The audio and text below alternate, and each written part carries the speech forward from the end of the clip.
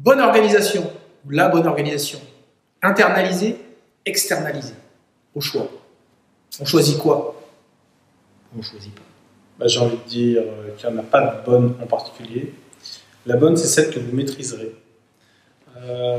Pourquoi on parle de ce sujet-là? Pour la simple et bonne raison que bien souvent, on croise des organisations qui sont dans des stratégies qui sont issues d'écoles de management et de commerce ou d'industrie, qui sont sur des choix stratégiques de positionnement et qui du coup vont être dans une polarisation à l'extrême qui va être make or buy, c'est-à-dire que je fabrique ou je fais fabriquer et du coup je fais que l'assemblage, ou même moi je continue à vendre ce que je fais fabriquer.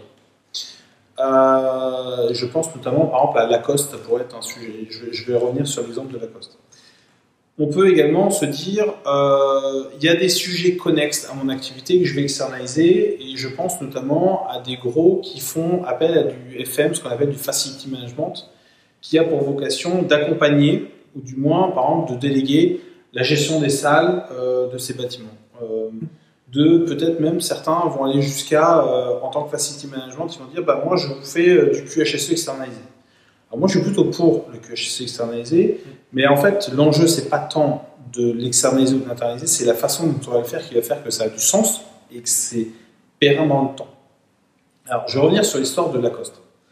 Lacoste, c'est à la base une marque de fringues qui avait tout intégré, c'est-à-dire on fabrique et on vend. Et puis au fil du temps, ils ont fait le choix de dire bon, on externalise la production et nous on devient gestionnaire de marque et de licence. Donc en fait, on fait fabriquer sous licence et on fait vendre dans nos magasins sous licence. Et puis en fait, ce qui s'est passé, c'est que le temps passe, le savoir-faire autour de la qualité du produit disparaît chez le premier industriel, le créateur, le fondateur. Et en fait, ce sont ceux qui fabriquent qui finissent par acquérir l'expertise et l'expérience. Et puis en fait, quelques années plus tard, c'est les usines qui ont racheté la marque.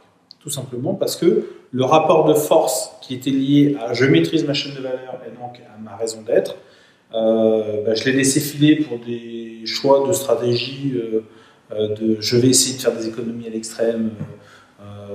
Mais bon, en fait, il y a un moment où quand vous avez, au plus vous avez un intermédiaire, au plus vous payez des charges, et combien même la prestation c'est pas cher, quoi qu'il arrive, vous finissez toujours par avoir ce que vous payez.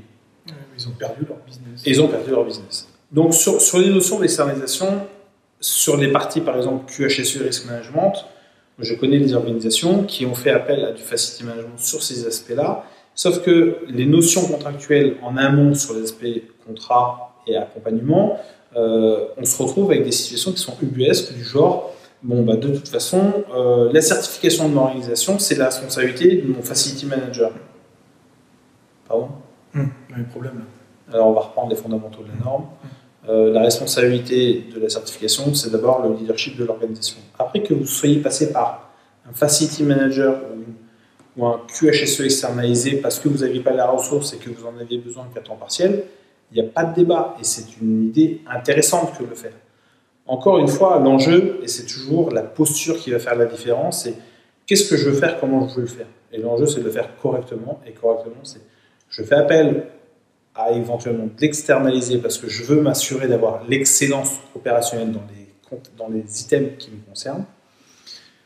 Mais c'est moi qui porte la responsabilité du sujet qui me concerne parce que la chaîne de valeur, c'est de ma responsabilité et le résultat à la fin de l'année, c'est de ma responsabilité et que toutes les prestations connexes ont pour but uniquement de faciliter et pas de prendre la responsabilité ou de faire à ma place.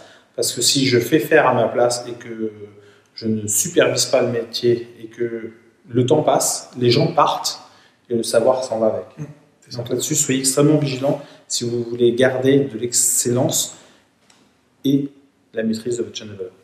C'était cette dernière, c'est la 12e vidéo sur la performance. Si vous découvrez celle-ci, n'hésitez pas remontez le temps à consulter sur notre site internet et notre chaîne YouTube, tous les vlogs. On vous souhaite d'ici là tout nouveau de réussite et on reste à votre disposition si vous avez des questions. Ciao.